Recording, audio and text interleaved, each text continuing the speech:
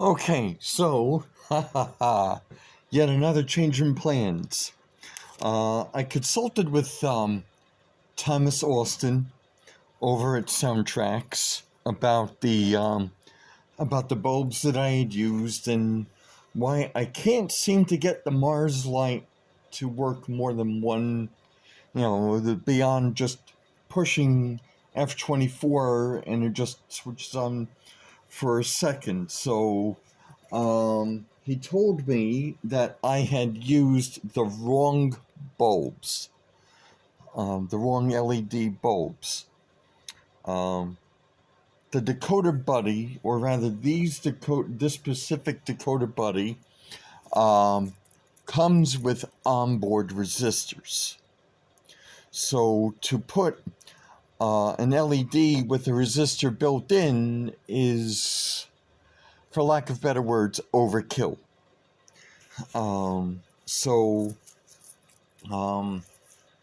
I had gone ahead and ordered through Amazon these LED bulbs, these mini LED bulbs through Amazon, and word to the wise, if you want to test these bulbs to see if they work, do not, for the love of God, test them with a 9-volt battery.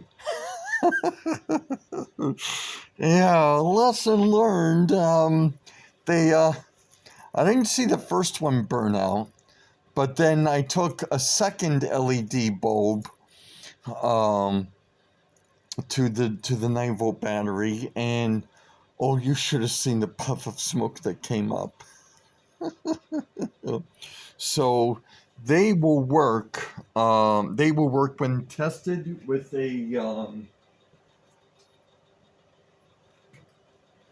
with one of these bulbs. I mean, one of these batteries. Not an LR44 button cell, but with these type of button cells, because they're 1.5 volts. So, because I believe in trust but verify, I tested each bulb before soldering them on. And another thing about soldering,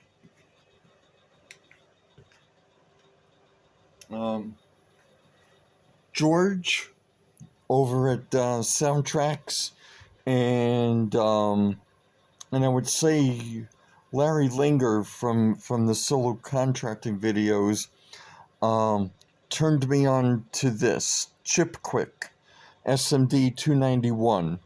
I got this in the tube because the 10cc syringe was not available, number one. Number two, and ordering anything else by Chip through Amazon for Chip Quick, even though they are available through DigiKey, would have taken too long. And I'm an impatient son of a gun. So I opted for this because it was a quicker delivery. But oh my goodness, what a game changer. I'm using this stuff from now on. So getting back to my point, because these things are only so long, I've had to solder on extensions, and of course, trust but verify. With each extension that I soldered on, and then after putting a heat shrink tube around each connection, each extension, trust but verify, everything worked. And then I just soldered everything to the lighting board on the decoder buddy. And I figured if these things are small enough, then I may as well see if I can do the number boards. So I went about this a little bit smart. Since I used black for the negative, for each negative connection, I decided to color code the positive wire. So, red was for the headlight, blue was for the Mars light, and yellow is for the number boards. And I took two, wired them together. Can you see that? No, maybe you can't. Now you can. And I did that. Now,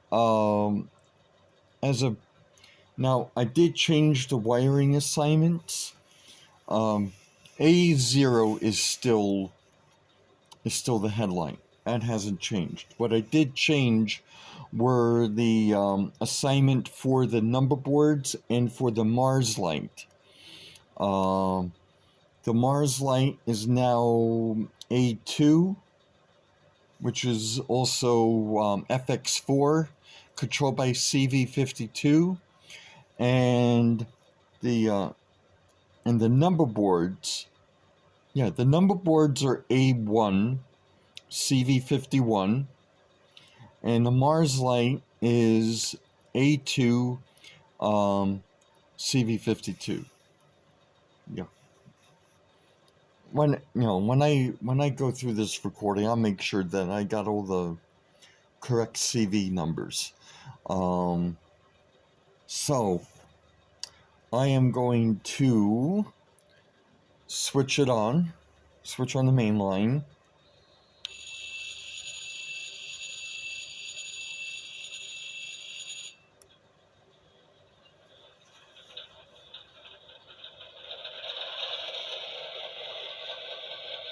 All right, now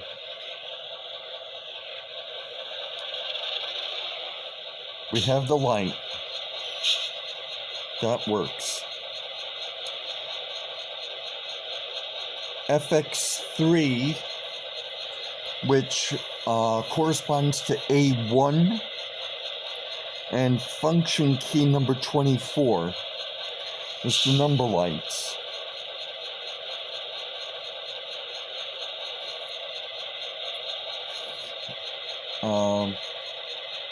The Mars light, which is on A2, which is FX4, and that is function key number 25. We have the Mars light. Now, according to a Hyperlight tutorial video by George over at Soundtracks, because you are using LED lights, whatever value that you assign to whatever CV number you give, you have to add 128 for LED compensation, which is what I've done.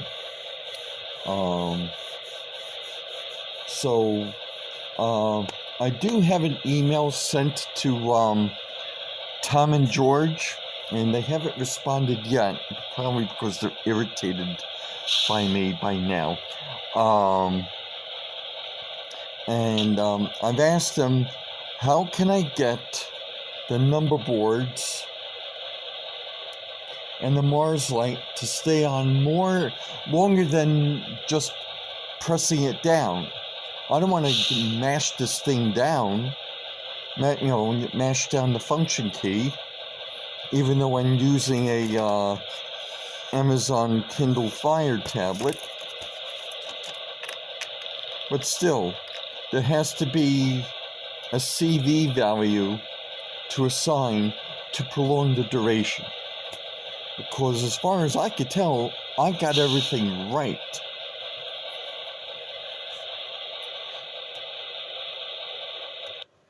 Now, I switched everything off. So, because now I'm going to marry the shell, actually, first things first. This is what kept the original light assembly in place, and there's like a channel sort of thing here. Oopie. There's like all these channels going on here. I'm just going to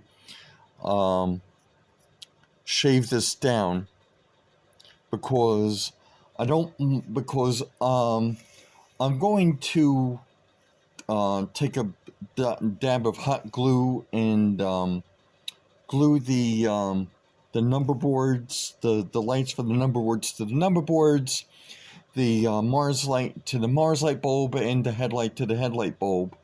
But I can't have this thing looking like Medusa the Gorgon, which is why I'm going to use this thing to tamp everything down, and then marry the shell, of course, to the chassis, and then we'll be right back. Okay, yet again another slight change in plan. Gewalt. So that light assembly cradle that I was going to use, which I had already shaved down, didn't want to cooperate so much, especially with after hot gluing the each LED to its proper location, so it's hanging on by a wing and a prayer. And as long as the hot glue cooperates, that's right, I'm talking to you. Anyways, yeah, who's Ian talking to? So, let's switch on the power.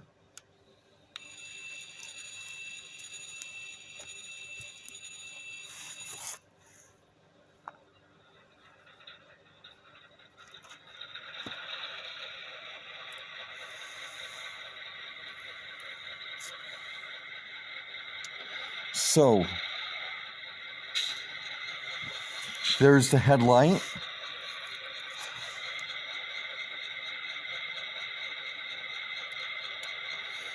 F24 for the number boards, which I'd love to find out what it would take to keep them on. And then F25, the Mars light.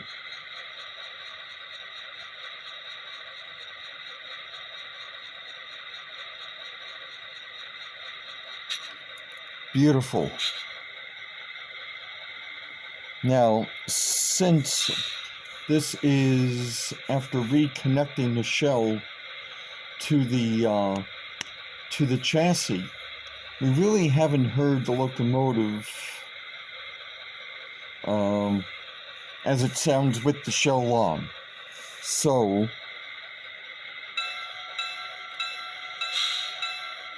there's the bell, and there's the horn.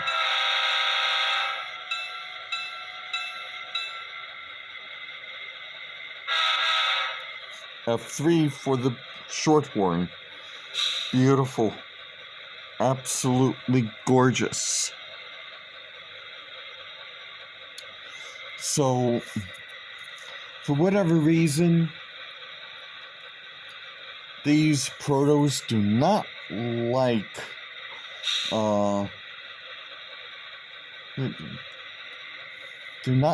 these curves. It could be because that these are 18-inch radius curves, and again, I am contemplating on switching main lines where I would make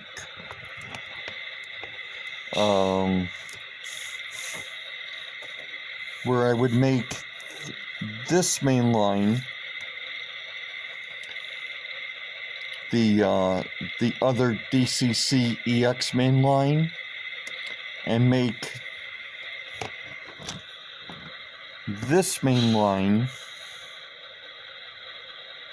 the endurance track. I haven't decided that yet, and I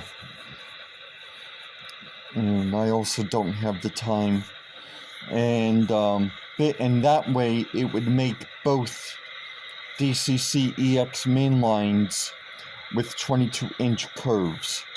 And yes, just to reiterate, I don't have the time to rip up the 18-inch radius curves on this main line, on this main line, because again, time is a luxury I do not have.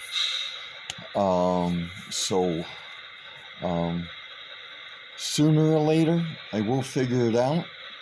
I will find the time if I have to make the time. If I decide to just plan a staycation and just dedicate it to just ripping stuff up. So, but anyways, I digress.